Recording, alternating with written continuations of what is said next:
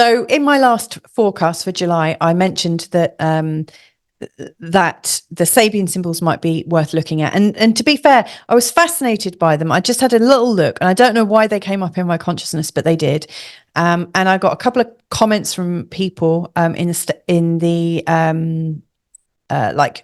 where people shared something below my video to say, I'd love to learn more about Sabians. And so rather than researching myself, I thought it would be better to get an expert. And so I've just had a conversation with Lynda Hill. Unfortunately, there was a problem with her camera, so I couldn't bring her on.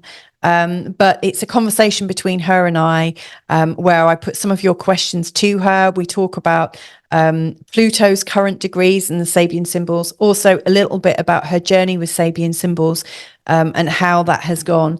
Just before I bring her on, let me just tell you a little bit about her. So she's an expert. She's been working with Sabian symbols for well over 30 years. She has toured America 29 times, no less, talking about Sabian symbols. And she's taught workshops all across Europe, Russia, and South Africa as well. She's also written a 400-page book. During this video, I actually reference her website. I bring it up, and we are talking about different moments in time, different positions of planets, like where the North Node is right now and the South Node, the position of Pluto. And you'll actually see me using her website to bring up the actual Sabian symbols, and then she's commenting on them. So it does move quite fast. It's not necessarily as easy to pick up on. You might have to really focus in a few times, but hopefully the conversation will stand up on its own. Lynda will be coming back. I had such a blast doing this, and I absolutely hope that you enjoy this too. So please do let me know in the comments what you want more of, and what you'd like me to ask Lynda next time. But anyway, hope you enjoy this. How did you first come into the knowledge that Sabians existed? I was doing college astrology lessons at college. Yeah. In 1989, I think it was, and we did a class on progressions, and I had a great teacher, and his name was Alia Griffin, and he was wonderful. And if he was a very difficult man, but he was wonderful, and he was doing progressions, and then he read out what our progressed new and full moons were. He was concentrating on your progressed new moon, which I love. I use progressions. I never do a chart without casting the progressed chart and putting it around the outside. I never look at a chart without that. Excuse me. But meanwhile, this is in the class for progressions. I did second and third year concurrently, together. Consecutively is when you do them one after the other. Concurrently is when you do them together. Yeah, he brought up what the Sabian symbol was for my progressed new moon, which was like in a year or two's time. And I went, oh, that's super interesting. I don't know what that is, but I have to find out. Yeah. And so interestingly, from that one lesson, I really got into progressions. And I really got, obviously, into the Sabian symbol. So both those things happened. Wow. From that one lesson. And then I bought a copy of Rudhyar's Astrological Mandala. Yeah. And I wore out 2 copies of that. And then I've got a Mark Edmund Jones. I've got 3 copies of Mark Edmund Jones's The Sabian Symbols, and one of them, the spine is completely broken. It's been over 30 years. I've realised in the front of my Mark Edmund Jones book, I've got January 1990, so that takes us back to when I'd already been into it through Rudhyar's books. Yeah. I picked up the books and I looked at it and I went, oh my God, this is amazing. Also, something else that happened was in the early 90s, right around that time, I had a birthday party. Yep. And a friend of mine, she's a curious soul. Her father used to run, and I mean run, the Bank of England, their peerage. Anyway, obviously. Anyway, so she was at my party, a long-time friend, and she said, I'm going to do a reading for you, Lynda. And I taped it. And she said, you're going to do something special. You're going to do something that no one else is doing. And, of course, there are some people doing the symbols, but not to the extent I've done it. I've gone nuts. And she said, you're going to travel a lot. you're going to be speaking, but particularly in the United States. You're going to write, she said several books. I haven't done that yet. She said, but one's going to be enormous. Well, that hasn't happened yet, but it almost did. So I don't care about that. I'm not interested in largesse or ego or enormity. It's just an isness as it unfolds, you know. So I said to her, it's one of those memories you're going to have the whole of your life. I said to her, oh, I can't speak in front of people. Like I even cried once. I mean, I freeze up. I feel sick. And she said, and then she scolded me. She said, I'm just telling you what I see, Lynda. And I'm like, oh, okay. So I sat in my office a couple of weeks. She said other things too. She said, you're going to travel around the world. And I'm like, yeah, right. I said, and I also said this, what am I going to lecture on? Aries, Taurus, Gemini? Yeah. You know what I mean? Like, yeah. I think it's been done. Anyway, I sat in my chair. It was about 2 weeks later. I sat in my chair in my office, my new office, and I said, I want what she said. I didn't even know I wanted what she said. It was not in my consciousness. Like, there's no way I thought I'm going to be a speaker, you know, lecture and do workshops. I mean, no. Anyway, what just wasn't me. Anyway, then I was invited to speak really soon after to the Federation of Australian Astrologers in Sydney. And then I was invited to Michigan to speak one of the free lectures. You know, I wasn't paid, and that's fine. They didn't know I was an unknown quantity. And from that, I met Michael Luton. Michael Luton asked me to describe a Sabian symbol, and it was funny because very soon after starting to study them, I had all 360 in my head. Wow. So I could recall them, yeah. Wow, And that's amazing. And thankfully, well, I'm like that with the I Ching. I'm not boasting. It's just, you know, I can't remember what I did last Tuesday. You know, so it's not that I've got a brilliant memory, but I think I'm one of those people that if you really want to remember something, you do, you know. Yeah. So I've got all the I Ching hexagrams in my head and all the moving lines and what they move on to, and I can just use 3 10-cent coins and not even a piece of paper or a pen and draw a hexagram. Wow. So that's what I was doing before I was going to write a book on the I Ching. But then I realized that I didn't know. It sort of wrote what I know about the I Ching. You know, it wasn't like I was going to provide some amazing new interpretation. I didn't know I was going to be getting into the Sabian symbols. So, I love this. So I started lecturing and never got. I never got nervous once. Not once. Not ever. Not ever. Nervous. Wow. It's because, I mean, what I'm hearing here, hearing you talk, is that you have a gift of divination, a gift of prophecy, a gift of signs and symbols. And, you know, once you've got a flavor for the kinds of symbols that are right for you, you're photographic and like you are the symbols. Does that make sense? Oh, no, it's really funny. I imagine your Pallas Athena would be like really strong in your chart, but I can't remember if I even looked at it. But like, you know, for things that I get, it's like I have this sort of knowledge that I can tap into and I just know it. But then there's lots of other things I can't remember, like phone numbers and like you say, what you were doing. Oh, absolutely. So to me, it sounds like you're doing your thing, which is why, you know, you excelled at it, or you do excel at it. Yeah, so I imagine so.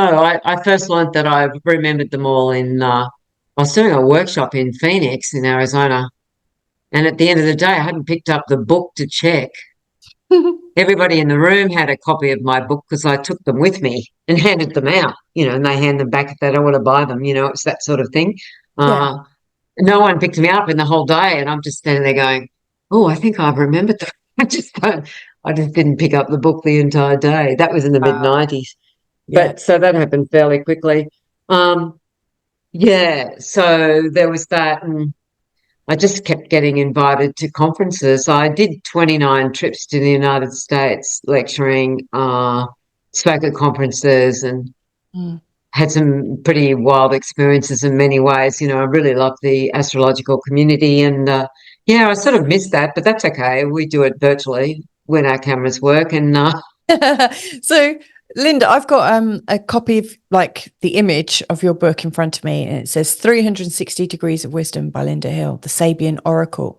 So when did you write that? And like, how did, like, you obviously realized the work of Elsie Wheeler, and you were working with the symbols, and your many different copies of books that you've had for years and years.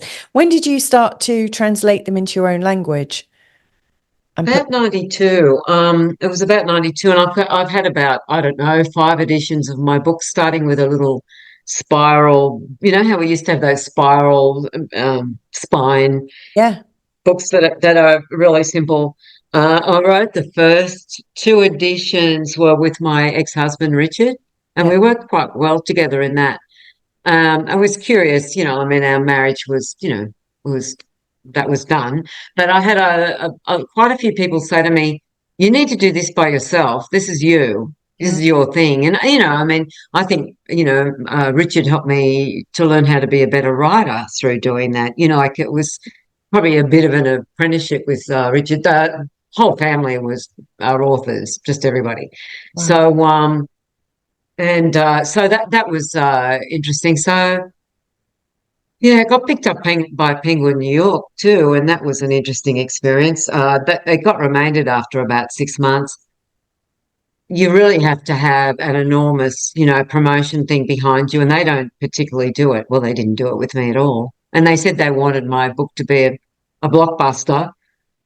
You know, The Secret Language of Birthdays? No. It's the birthday book. It's a really big birthday book. They sold squillions and billions of them, and that was Penguin New York. And they said they wanted it to be on an equal par with that. It was funny because I reached out to Gary Goldschneider, and we became firm friends, you know. And she said to me, "We want it to be as big as the birthday book." Yeah. Like just about everybody's house I go to's got a copy of the birthday book. So anyway, that wasn't to be in that time frame. Who knows? It might get picked up again. I don't know. And I'm not that.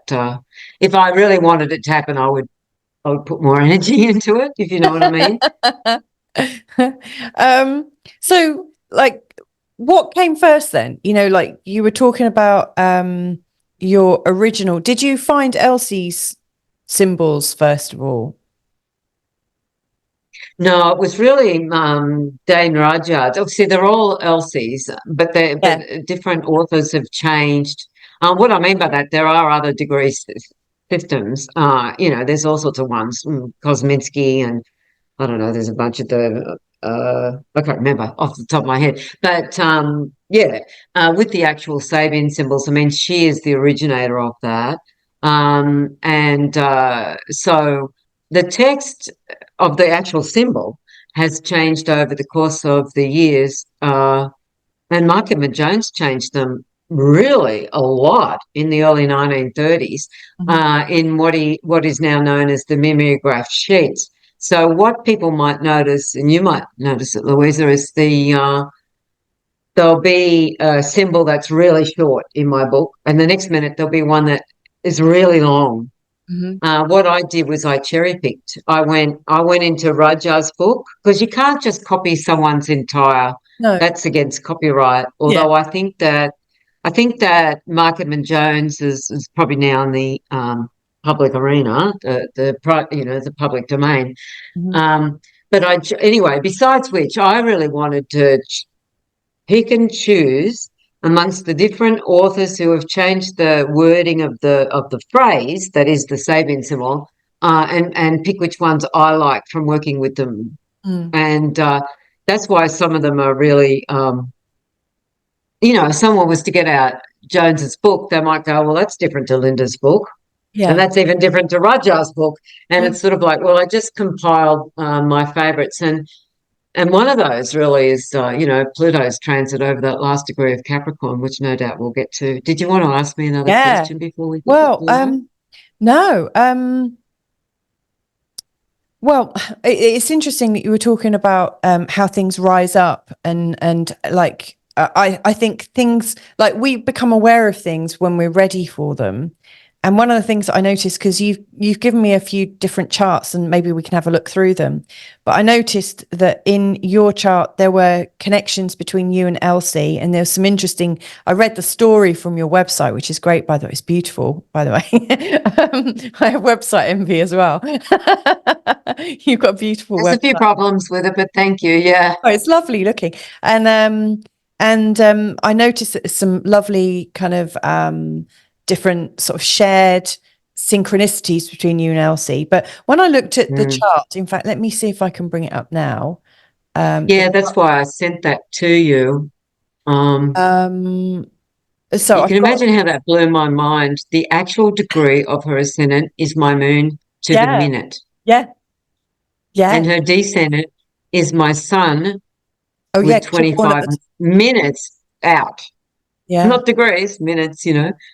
Yeah. Yeah, that's incredible. Well, funnily enough, my sun is at 27:53 or 54 as well, but in Sagittarius.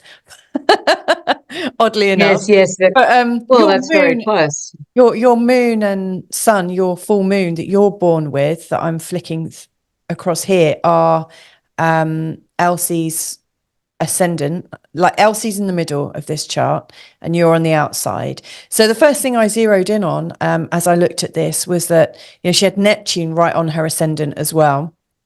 You know, and obviously that's a huge sort of channeling sign, you know, somebody who's almost not of this place, who can like sit between reality. And then your moon is right on her ascendant and so close to her Neptune. And of course, just in this last month, we've had Uranus and Jupiter just, I guess, here in their big conjunction, sort of awakening this area. And of course, Jupiter has passed right over this point, literally just last month, sort of awakened. I mean, it's funny because even though Elsie is long past, the energy of her or everything that she's working on still exists at some level, doesn't it? So having Jupiter gone over, it occurs to me that, you know, the whole idea of your book and the Sabian symbols can rise again, and it can always come up in these little bursts of consciousness when people are ready to find it or use it.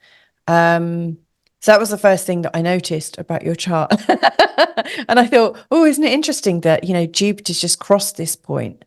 You know, maybe this is about some kind of renewal, and also the fact that Pluto right now transiting is at 0 degree. He's kind of up here, isn't he? That's right. 0 degrees of Aquarius, or, you know, thereabouts. Yes. That beautiful trine, you know, so it does feel like, you know, the element of air and stories and the richness of stories and the multi-layers of stories can come out. And of course, that's the thing with the air signs, it's all about sharing the stories as well. That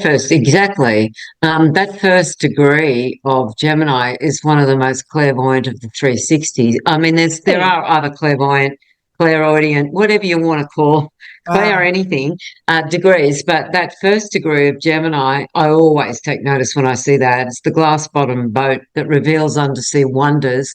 You know, and people that have it often have this ability to have like a polarized lens. They can see into things that other people can't see, or there's a need for it. See, that's the interesting thing with the Sabian symbols. We can't always assume that people are operating through the higher level of that symbol. The way I like to put it is that, you know, the symbols will contain the energy all the way from white to black with all the grey in between. You know, we can't, the consciousness of the person, this is what I say to every person that I do a reading for. I always say this at the beginning, that the consciousness, their consciousness is not measured by their chart. You know, and then of course I say, well, why do we do astrology? And of course I explain it a bit longer than I am here. But the point is that they hold their consciousness. The chart shows the possibilities. Yeah. Whereas they know what their consciousness is, you know, how they can tap into whether this works for them or that thing is accurate or describes them. Yeah, it's fascinating. I love that. There's so many people that have the same degree. They're not all expressing it the same way. Exactly. I love what you said that. And I've really noticed that with Neptune, because I think, I mean, obviously all planets you know, are two sides of the same coin. You know, they've got like their lighter elements and possibly the darker elements, and really it's just, like you say, a continuous spectrum. And one of the things that I've noticed, and maybe it's just me in my chart, but I noticed that Neptune was one of the hardest planets to manage the consciousness of in my own life, you know. So some of the darker elements of it, you know, like trying to escape my identity, were definitely things I did earlier in my life, you know, with drink and partying and stuff. And yet the continuous theme is really of wanting, I think, you know, with Neptune, is to be connected to everything, and to just be present in all realities and be able to access that. And so you're right, you know, because like you can draw up the chart of a chicken or the chart of a computer of when it's born, and it's the consciousness that's most important, isn't it? That's definitely it. And you know, and then we're a composite of all those things, you know. You know, our Mars is going to impact on our Venus and our Uranus, and our Uranus going to, you know.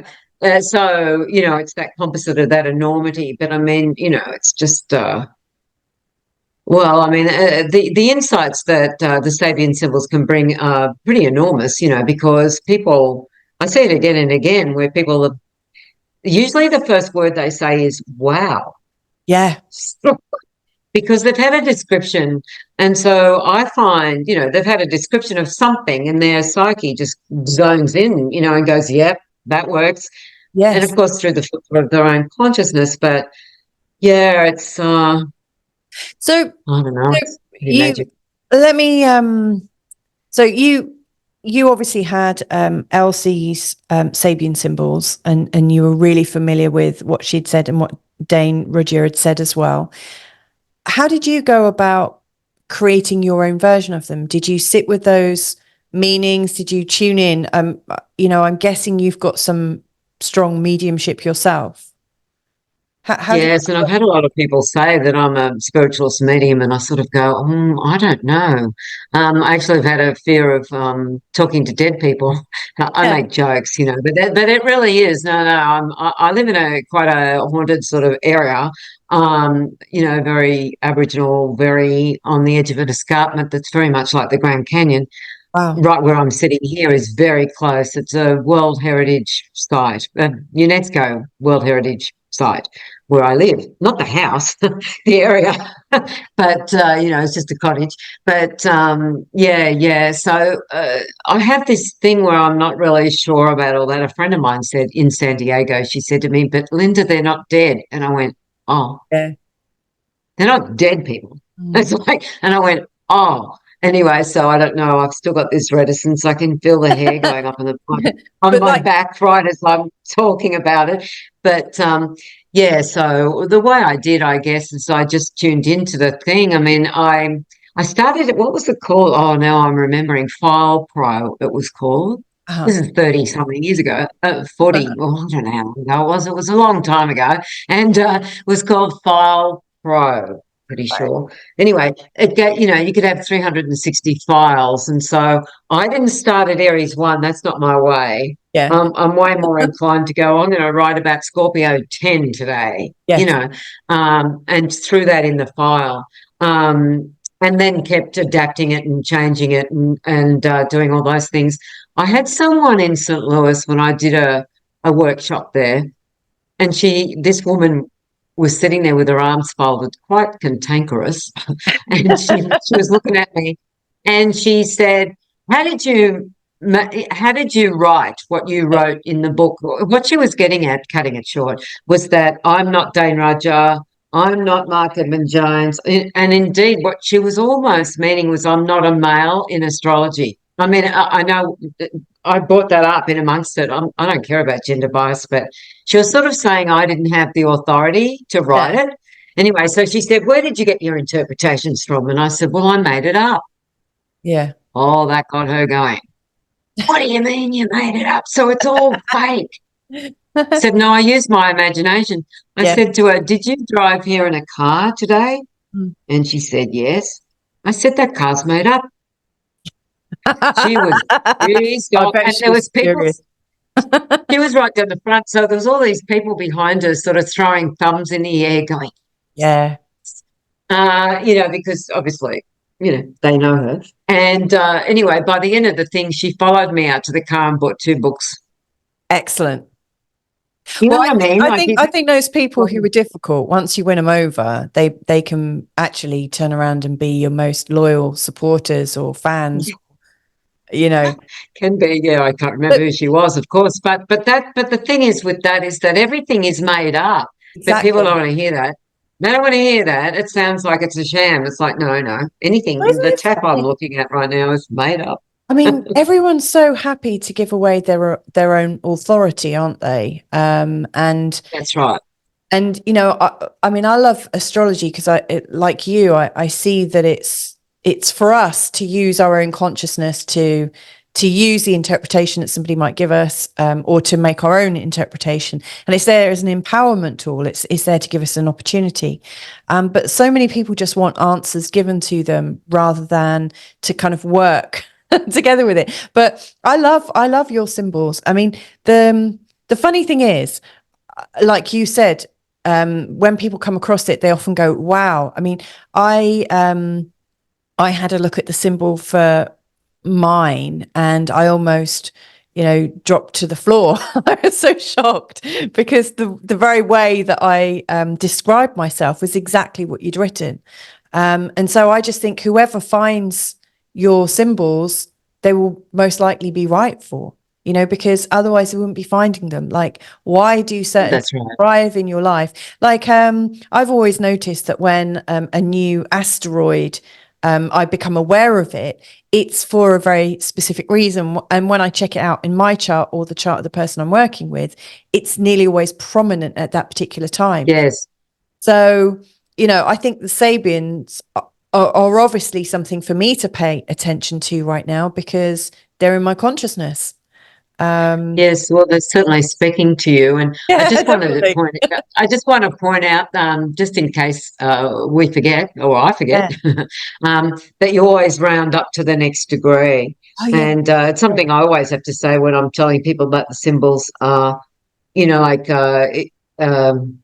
It's a bit like when you're turning 1. You're going into your 2nd year, but you're turning 1. Yes. It's confusing like that.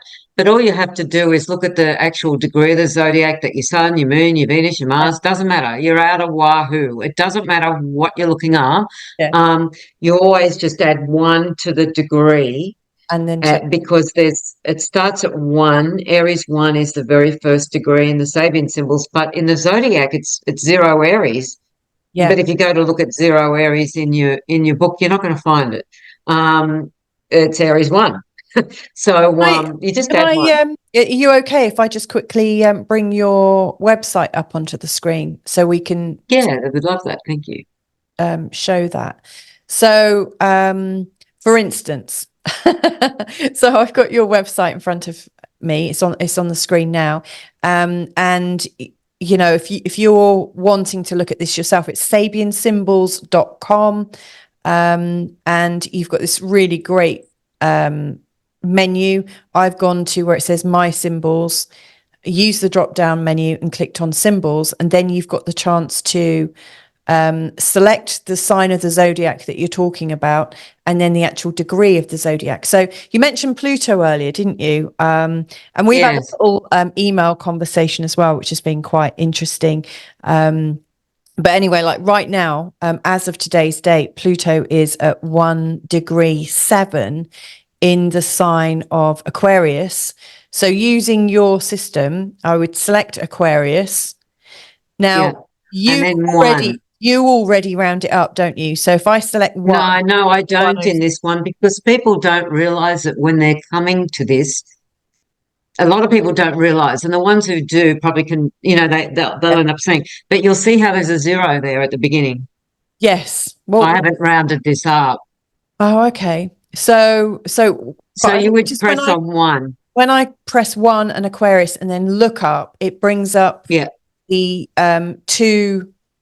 2 Aquarius. Yeah. So if you're using this, use like my sun is at 2753 in the sign of Sagittarius. I would click 27 Sagittarius, look up. That's it. That's it.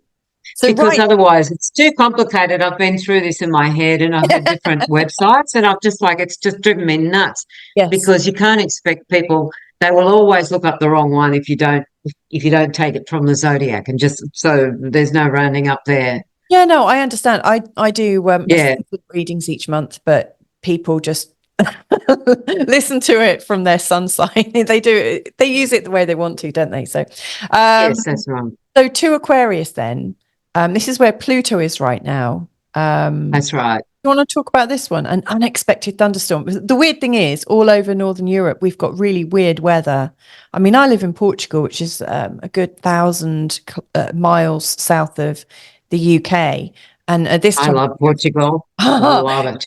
Well, it's really hot normally at this time of year. And I have to say, it's like usually I've got the shutters down because normally at this point it's almost 8 a.m. I've got sun streaming in through the blinds, but everything is dull and overcast and rainy. And in the UK, it's all rainy as well. So it's interesting that we've got an unexpected thunderstorm. What do you want to talk about with this one? Well, yeah. It can be the shocks and the things that come about. It can be humidity. It can be where I thought everything was all right, but now all hell has broken out.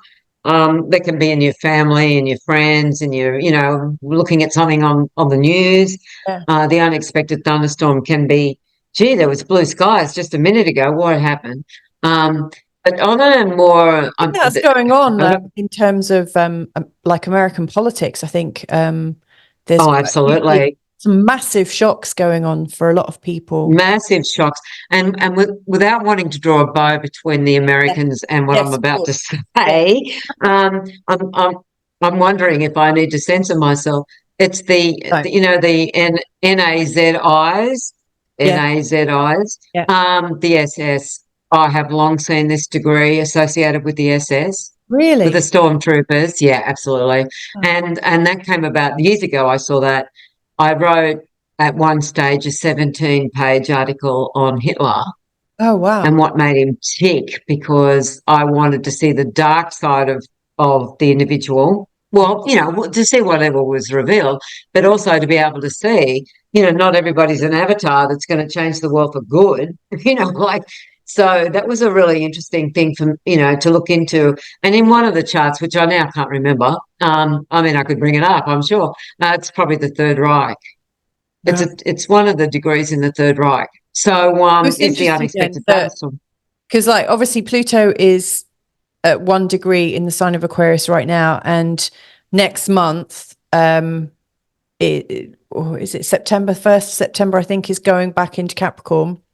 29 degrees. That's right. And so that's the enormity. I really want to write. We're getting a taster of this, because right now, like when he goes back into 29 degrees Capricorn, we're going to get a taster of that next week with the full moon, aren't we? It's at 20. Well, it's just enormous. Capricorn. It's bigger than Ben-Hur. And so we've already had that last degree of Capricorn. Pluto's been on it twice, and it's dipping back in, and then it's going to go back over it again. So right now we've got shocks, and then the next stage. Should I bring up the next one as Pluto? Yeah, it's the old ADOBE mission in California. Is that last one? Aquarius 1. Aquarius 1, Aquarius 0 in this thing. Yep. It's the only thing that people stumble over, so I stumble over too. You know what I mean? Like you stumble with it. So this is homelessness. From around the time of the full moon in July, which I think is it on the 23rd? I can't remember off the top of my head. I think it's 21st or something. Yes, it's soon. Yeah. Ish.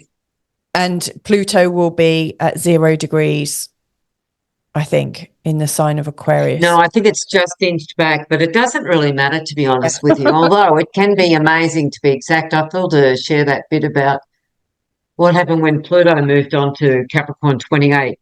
Yeah. Which, by the way, for the audience listeners, that's 27 plus of Capricorn in the Zodiac. That's Capricorn 28. and it's the large aviary. And the day that Pluto went on to that degree, I was sitting here watching it. I was just going, you are kidding. On that exact day, Yeah. it was announced that Elon Musk had bought Twitter. It's the large aviary. It's the tweet, tweet, tweet. And I see that degree very much about, and Pluto's obviously been recently over that degree. I see it very much as the internet. I see it as Twitter, social media, gossip, lots of loud voices. It can be at a party. It doesn't have to be on the internet.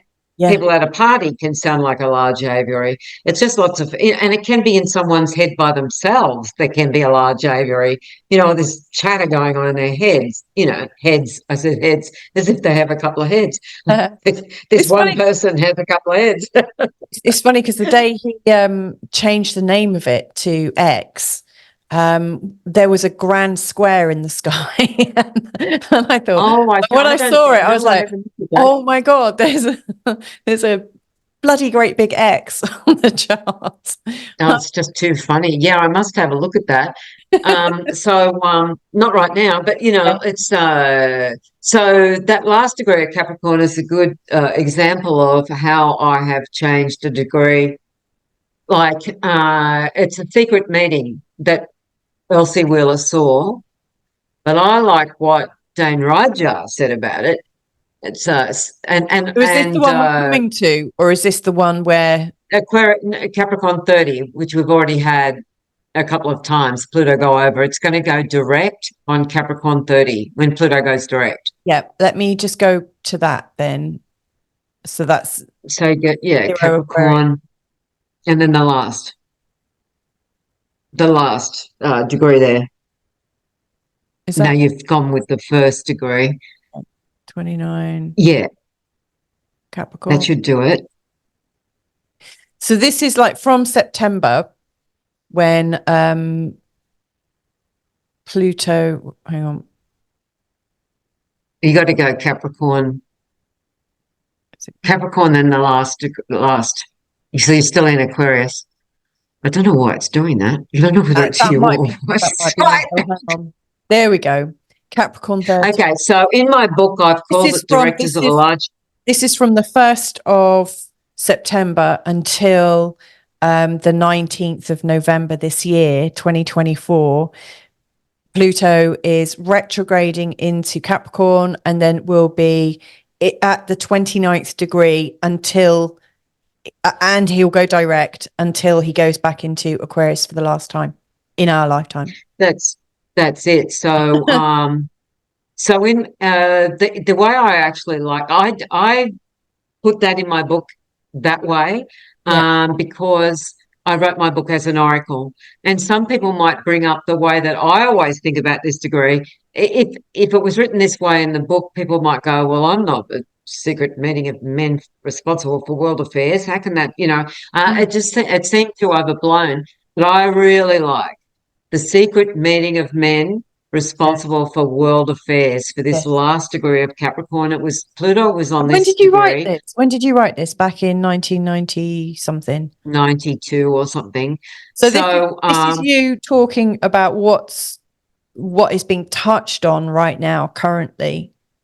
Absolutely, 100%. And last year, the Davos meeting of the WEF and all that stuff, this degree was on that, like just days. Pluto was on this degree just days after that meeting. But this year in the Davos meeting, Pluto was exactly on it, because it stands forward and backward and, it's all over the place. So, so this full moon coming up is obviously conjunct like Pluto. Very precursor to very it. Close. It's going to give us a taste. Oh, most definitely. Yeah. And so it's the secret meeting of men responsible for world affairs is the full moon. Now, I want to say something here about the political nature of this degree is mind-boggling. Of course, it's political, even if it's in a family and people are whispering out the back. I mean, that can be political, if you know what I mean, in the sense of the word. But it is an enormously political degree nonetheless. When I look at degrees, I really like to look at the degrees opposite and the degrees square.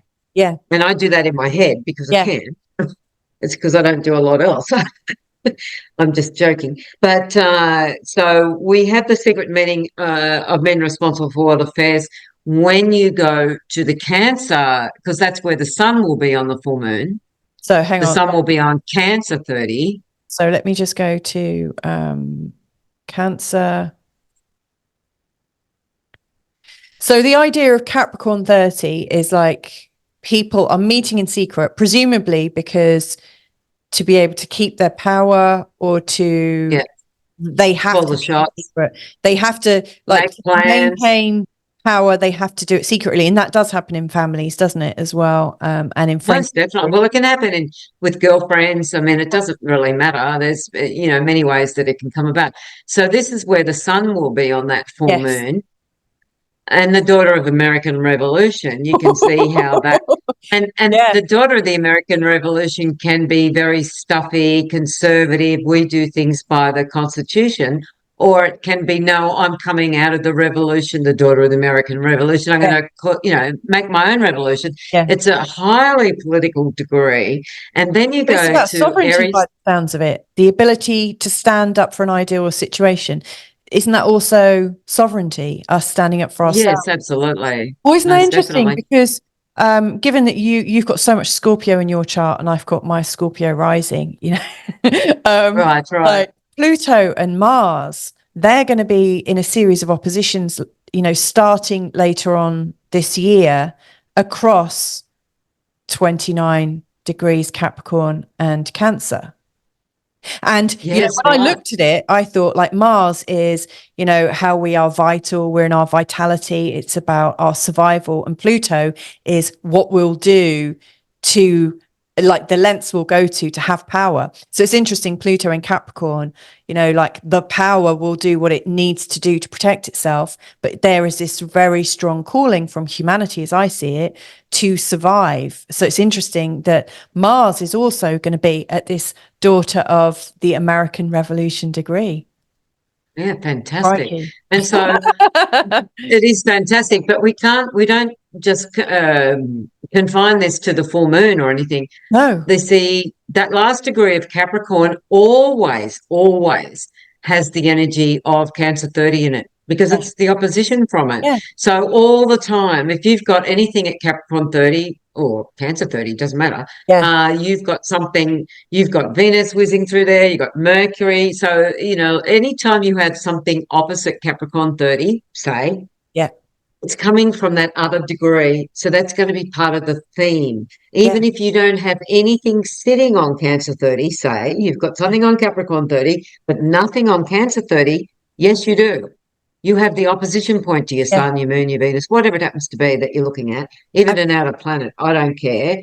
And so then we can do the Grand Cross, because that adds energy as well. So what is square? It's the duck pond and its brood, which talks about countries.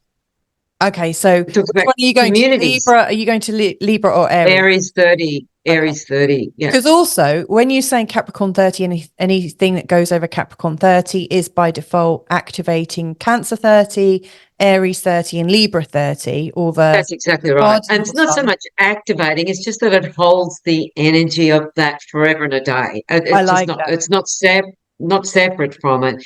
It's the same. Well, I'm born on the full moon, but if I take my sun and go exactly opposite at that.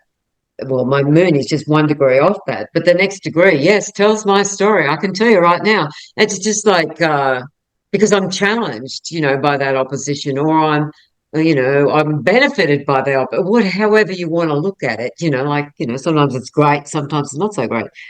Sometimes it comes through lessons from other people. Oh, so the duck pond and its young brood.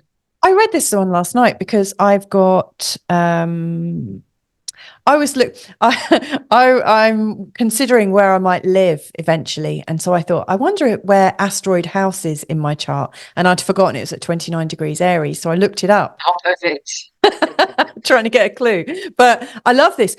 Just before we have a look at this, what occurs to me, if every time a planet goes over one of these degrees, it's kind of awakening the energy that's latent in its oppositions and squares, then towards the end of January, the end of January of next year, just as the North Node is also transitioning, and also Neptune is getting ever closer to that 0 degrees Aries, then this is really going to be a very fiery moment in time. And of course, 2026, well, I mean, that's a whole other conversation, but it just occurs to me that next January, towards the end of it, it's going to be pretty electrifying or scary. Absolutely. And that last degree Go on. of that last degree that Neptune's on right now is only minutes away from Aries. I'll just say the duck pond and its young brood is the populace, right? It's the people. It's the people that constitute the area. And then the Libran leg of that is I believe it's the universities and the schools. It's the training and the teaching. I do know it off heart. Yeah, 3 mounds of knowledge on a philosopher's head. Well, you know how people philosophize about. It's like you were just reading what was going on back in the 1990s. You are talking about what's going on right now, because as far as I can see, since the phenomenon of COVID has come up, a lot of narratives have changed, and to me it does appear that there is this pocket of scholars and anyone that's gone to university. In fact, somebody wrote to me, a coach wrote to me recently, saying that their grown-up child won't even entertain anybody's opinion if they haven't got a PhD, because they're so interested. It's like that. It's the same as the white lab coat. Yes, but that is a cult of it's knowledge. like, no, you're not a doctor. You can't tell me what's good for me to eat. It's like, oh, I'm not trying to tell you. I'm making suggestions, and it's been through my personal experience. Oh, and that's anecdotal. Yes. Oh my God. But there's a lot. It seems to me we're living in a world right now where extra credit is ascribed to people with certain qualifications, but that the qualifications don't automatically confer knowledge. Not at all. One of the boyfriends I had when I was young, he'd got some, I can't remember now, some degree. Like I was only 18 or something, and he had this degree at university. And I remember one time he asked me what a German Shepherd was. He looked at a dog on the street, totally normal German Shepherd, Alsatian, whatever it was, and he looked at it and he said, "What breed of dog?" And I just thought, yeah, because that explains a lot of other things about him. He didn't have worldly knowledge at all. Like he just went, "Oh God, just get out your books, go back to that." Like the Aries 30 is the knowledge of the people, like the like wellspring of what everyday people know. Possibly. Yeah, and it's like, yeah, you see it all the time, but particularly now it's way more, with the bots and the trolls on the internet. You make a comment and they're off, and nothing because this other person knows everything because they've got a white lab coat. So yeah, it's definitely happening quite a lot, but I wanted to come to where Neptune is right now because this blew my mind. I only realised this like 2 months ago or something. And of course, that Neptune right now is actually on the moon of Elsie Wheeler. That's right. Yeah. So if we go to Pisces 29. Yeah. And everybody can notice how it says Pisces 30 should be resembling. Okay, a majestic rock formation resembling a face is idealized by a boy who takes it as his ideal of greatness, and as he grows up, begins to look like it. Okay. So this is taken from a Nathaniel Hawthorne book, where there was. It might have been based on Mount McKinley. I can't quite remember. But in the States, like the figure of a president's head carved into wasn't Mount Rushmore. That's 4 or 5 of them. This was a single president engraved. I think it was Mount McKinley, and this boy, in a remote rural village, he looks up at this president. And the reason it's carved in that mountain up above is because that president came. This is in the story. Came from his village. So he looks up at this person and goes, wow, this guy is now president of the United States, but he came from here, from lowly beginnings, and I'm sure I can too. So that's based on, it's like, how do we see ourselves and everything. But what I find really fascinating about this period is that Neptune gets right up to the last minutes, not degrees, minutes.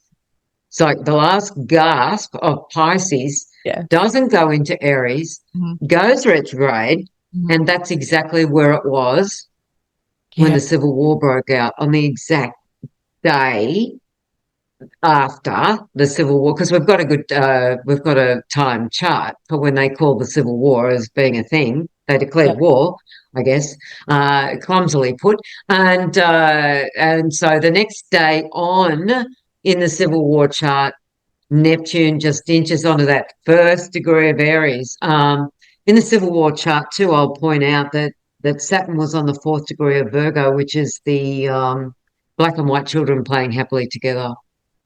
And the Civil War was about slavery. Yeah. So, they weren't playing happily together. I mean, I'm sure some people were, but not the vast majority.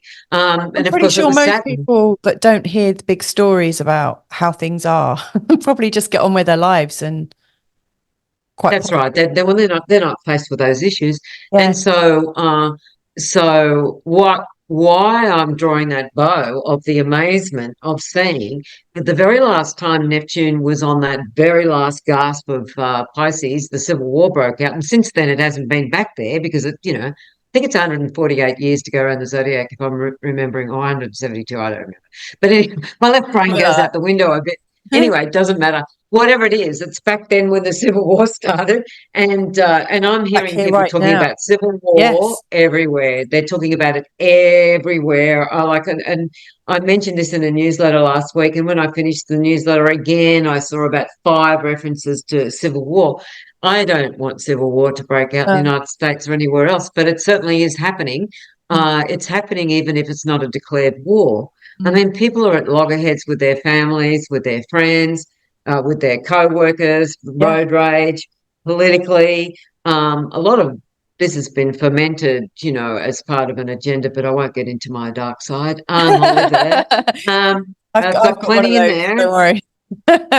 We've got plenty in there, and especially with the secret meeting of men responsible for world affairs have been trying to push through this WHO pandemic treaty, which is a complete takeover of the world. I hold a very similar view to you there, Lynda, I have to say. I was quite interested by sorry, I feel like I interrupted you there, but no, you're right.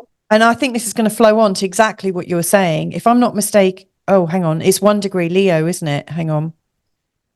No, I've gone the wrong way. Like today, Venus is exactly opposite Pluto.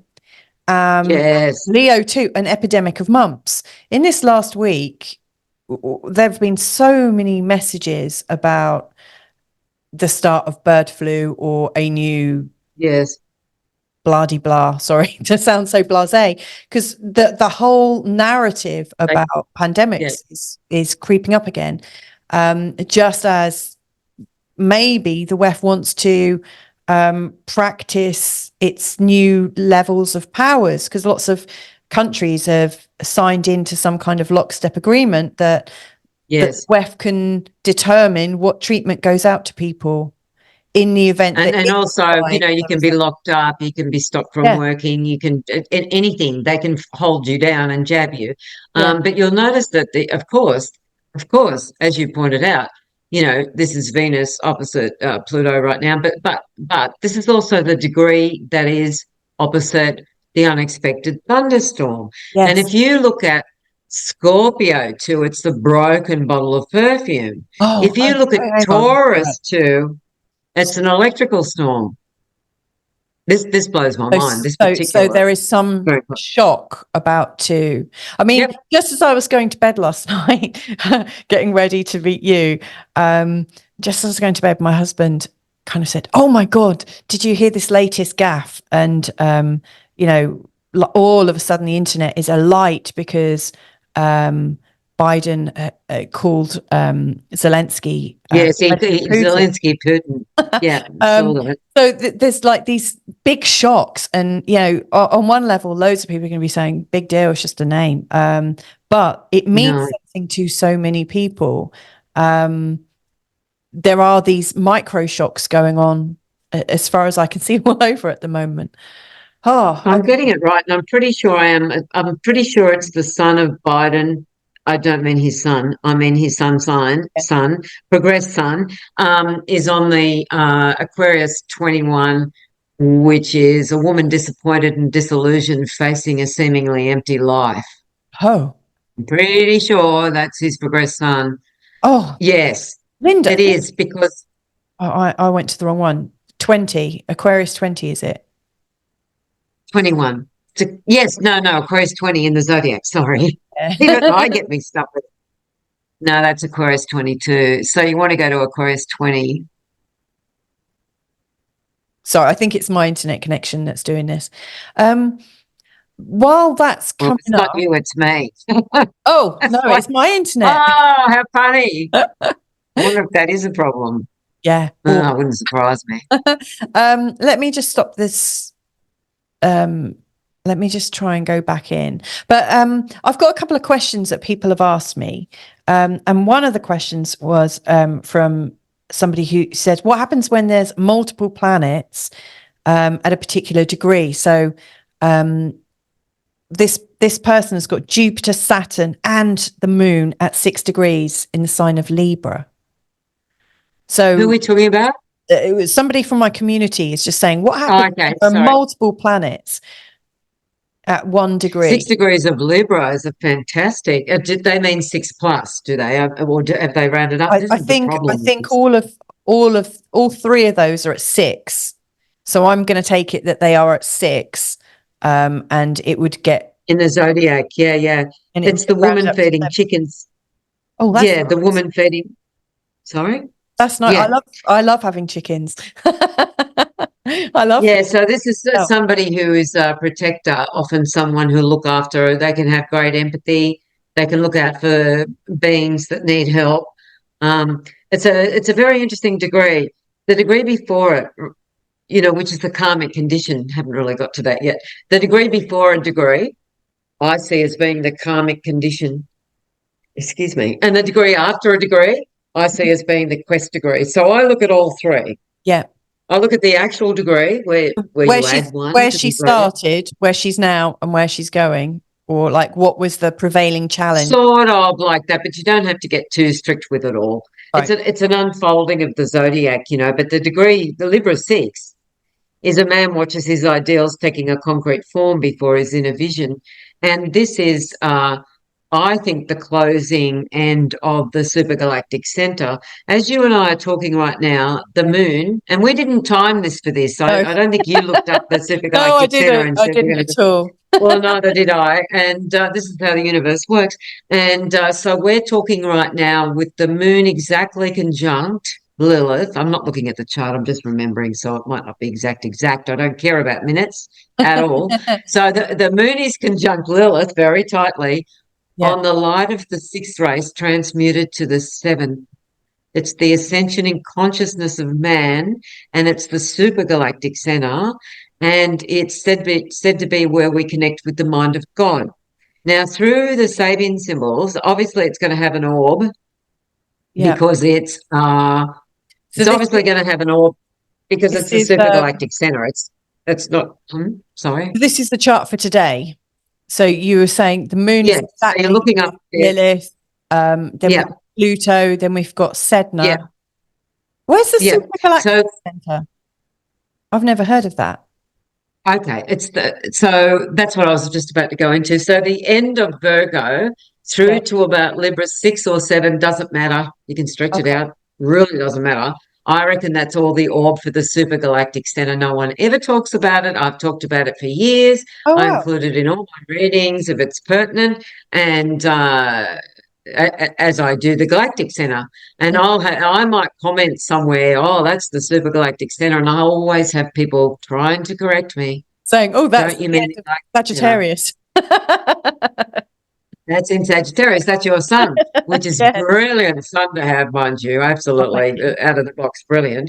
So the 2nd degree. So where exactly the Super Galactic Centre is, if we look through the Zodiac to the centre of our galaxy, the Super Centre, Super Centre. Yep. Whatever that means. I'm not an astronomer, but you look through that belt of the Zodiac and you go through that second degree of Libra, just exactly where that Lilith and that moon are right now. Yeah. And so the Sabian symbols really, really, really describe what I reckon happens with the Super Galactic Centre, and that is that we talk with the mind of God. We have an ascension in realization, and we also create our own reality. As in Libra 6, a man watches his ideals taking a concrete form before his inner vision. So Libra 6 is the man, he's watching his ideals taking a concrete form before his inner vision. And Sagittarius 27, which is the Galactic Centre, is a sculptor's vision is taking form. They're both about vision and making things happen through the power of the mind. David saw, no, Michelangelo saw David in that block of marble. I didn't see Michelangelo. I didn't see David in the block of marble until he did it. Do you know what I mean? Because it's not my vision. But he certainly saw it, and it just blows one's mind. So I really like the Super Galactic Centre, and the Sabian Symbols do tell the story quite exactly. I've got 6 million stories. Honest to God, I've got so many stories. I'm really tell, enjoying it. I've got 2 more questions from people that like really wanted to just put something to you, and then I'm going to have to clear off, unfortunately, because my husband's going to be live streaming. But would you talk with me again another time? Because I'm really loving this. Absolutely. I know there's heaps more to say, because we there's just so much to cover. There is. It's such an enormous I just want to have a massive Sabian geek fest with you where we can just say, oh my God, have you thought of this? Like, our whole conversation has bounced from degree to degree to degree, when we're considering like the current layouts of things. So obviously, we've been touching on this and where Pluto's going to... I've got more to say about Pluto. I haven't really finished. Oh, can I just tell you, tell your audience, of course, I think you already know, that the moon's north node is on the president of the country or the ruler of one's nation. That's the degree of the north node right now. So everybody, really? People are looking at Biden, they're looking at Trump, they're looking at Starmer, they're looking at, whoever's in France now. Can't keep up with it. All over the world. I mean, this is not unusual, but it's enormous for people to be really looking at the president of the United States, although that has happened in the last few years. And the south node. Hang on, let me just look. So the north node is at Aries 10 right now. 11 in the Sabian symbols. That's right. And that's the Republic of the ruler of one's country. Yeah. And so then you go to the south node, and it talks about observing people as people. A professor peering over his glasses at his students.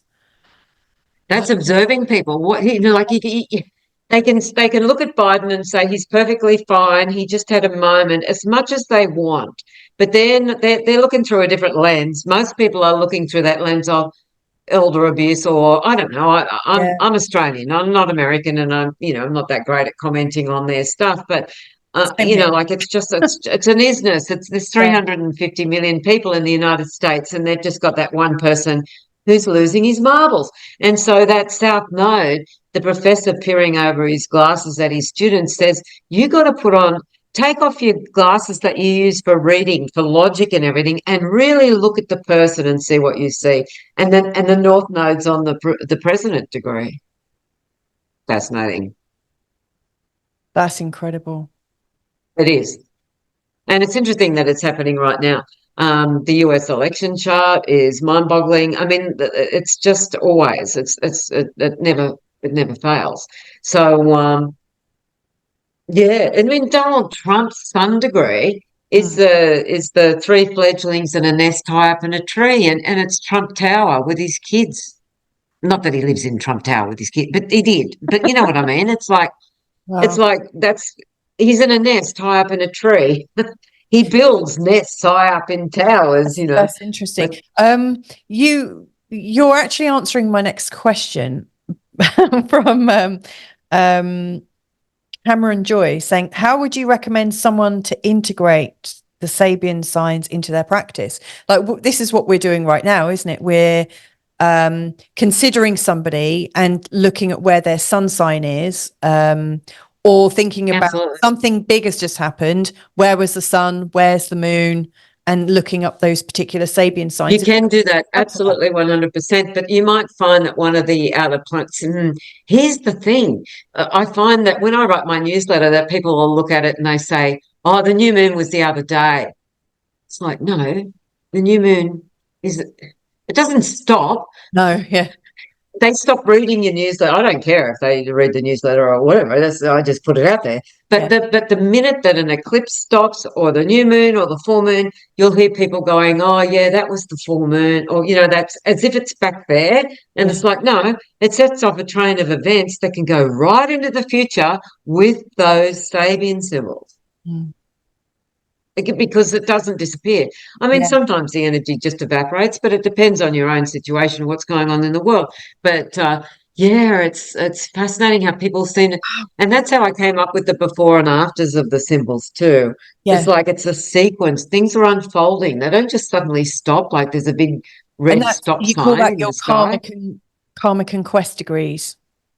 Yeah. So like if you're watching this and you're keen to develop this yourself, on Lynda's website, sabiansymbols.com, if you go to my symbols, karmic and quest degrees, it talks about the degree before your Sabian symbol and the degree after and how they might relate to you. But of course, you've got the symbols that you can play around with and explore. It's interesting what you were saying about the new moon and full moon. I often use, I think, serenu.com and look at those charts and see which asteroids are impacting with the particular moon and sun at that time. But I think I'm going to do it now with Sabians as well.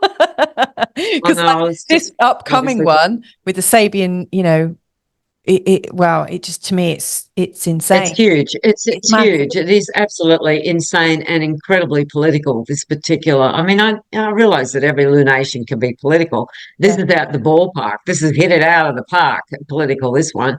And there was something else. I was going to answer your, and I must let you go, that question more fully. It's sort of like, okay, I'm just going to use my Venus as an example. It's the embassy ball degree. It's Scorpio 12. And years ago, I saw in that the possibility of being a Cinderella type. This is my ascendant, by the way. Oh, how that just, that's just. Oh, yeah, it is, because I read it yesterday. An inventor performs a No, you've got Scorpio 13, sorry. No, it's Scorpio 12. So you have to go 11. Scorpio 11. Okay. Oh, okay. I know, it's just boring, this business, I tell you. No, that you have to keep thinking. It's such an amazing tool, Lynda. Thank you so much. It's still coming up with it. Maybe it's taking its time. Yeah, it's got the Wheel of Death on the top there. A brilliant assembly officials at an official embassy ball. So with this degree, we can feel like we can just. I'm going to tell you my story just quickly. I really saw the Cinderella syndrome in that, because it can be the wicked stepsisters are at the ball and they're meeting the prince, and you've got your old shoes, your old clothes, and you're on the floor. You might have your head in the oven. Just joking. Like you're scrubbing the floor, like you're doing the chores, you don't feel good enough to go to the embassy ball. The other side of it is you're invited to the embassy ball, and you maybe speak a few languages as well. And then, you get invited. So what happened with me was the first really big astrology conference I went to was UAC in Washington. I think it was 92.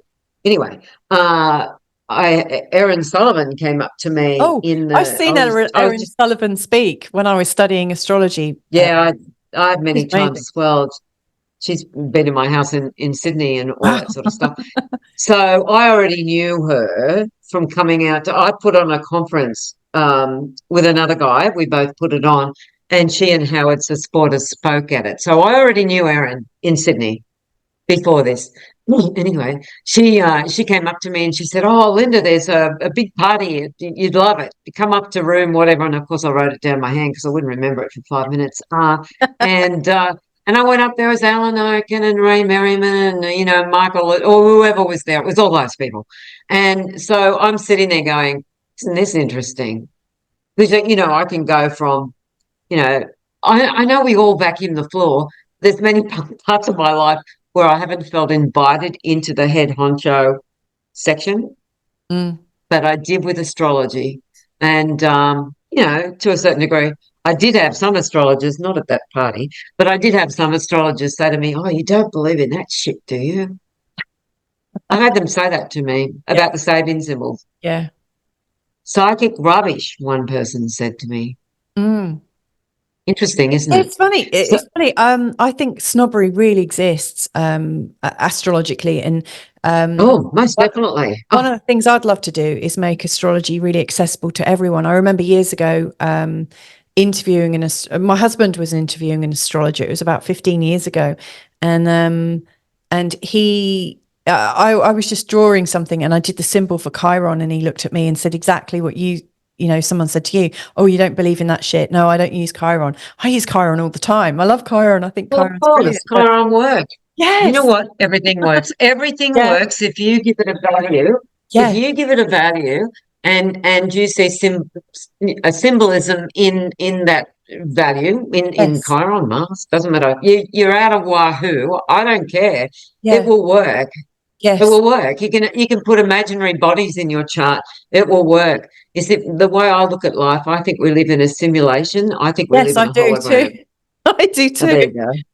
So I don't get into past lives or any of those. You know, I mean, honestly, sometimes I come out with past life stuff for people because I know they like it, and if I see it and I say it's probably picking up on their mindset, because when we live in a hologram, if we believe in past lives, then they work. Yes.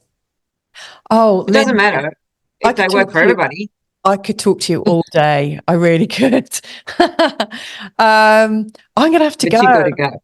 I do. Yeah. I've got a whole heap of things to do. And well, next time I hope we have the camera, and thank you for being graceful and not pointing that out to the audience, but I just did. Oh. No, it's I don't know. I have to figure out what's going on with that. But and next time maybe we can do a video. I had a blast.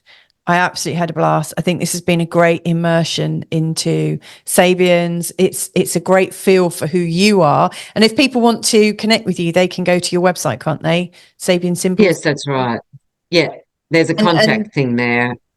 Okay, yeah. And they can write to me. My address is it's just lindahill@gmail.com, because I got in really early. It'd be Lynda Hill 798 by now. Do you know what I mean? Or 935 or something. But it's just lindahill@gmail.com. And also, I also snaffled up all those years ago. I think it was about 2006. Yeah. I got Sabian Symbols@gmail.com. Oh, so I've got both those addresses. Yeah. Wonderful. Got them early. Well, Lynda, I've loved this. Thank you so much for joining me. And yeah, I'll be in touch to sort out another date. And you know, I might have some more questions from people as well, but I don't think we're going to have any shortage of things to talk about. Oh my goodness. No, that's great. I mean, I can talk my head off. All right. Well, lots of talk your head off. Yeah, no, I'm very happy to do that. All right. Well, enjoy the rest of your day, and I'll speak to you real soon. Thank you, Louisa. Oh my goodness. I loved that so much. God, I felt like I was really like geeking out, you know, like thinking, wow, and look at this degree and that degree. And no doubt if you've been watching this far, that you've been on Lynda's website or looking through Lynda's book, if I know some of you have got that. But no doubt you've been looking up your own symbols. I just think this is something to explore. It's really fascinating. When I first reached out to Lynda, I just invited her and said, you know, do you fancy coming on my show?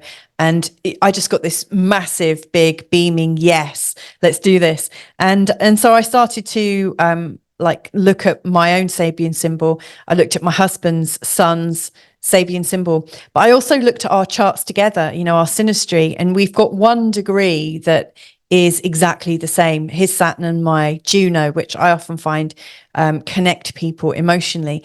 And so I looked at the Sabian symbol for that, and it absolutely describes how we came together and what it is we do together. And I'll probably do a show about it, actually, because I really think these are a powerful tool that you can use. There's like no limits to the way that you can use this.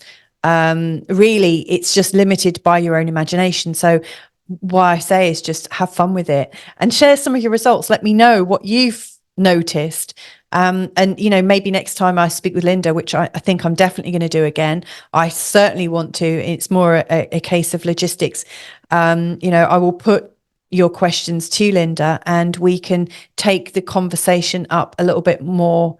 Yeah, in a new way. It's really fascinating, you know, the actual degrees right now and what's going on with world presidencies, not just America, but like the UK and France. There's so much going on. So anyway, I hope you found it interesting. Apologies once again that, you know, we couldn't actually see Lynda today, but, you know, we made a commitment to talk. So I hope everything was okay. Yeah, so hopefully we'll catch you another time. Thank you for watching today. And if you found this interesting, then just get in touch and let me know what more you would like to see. Lots of love. Bye for now.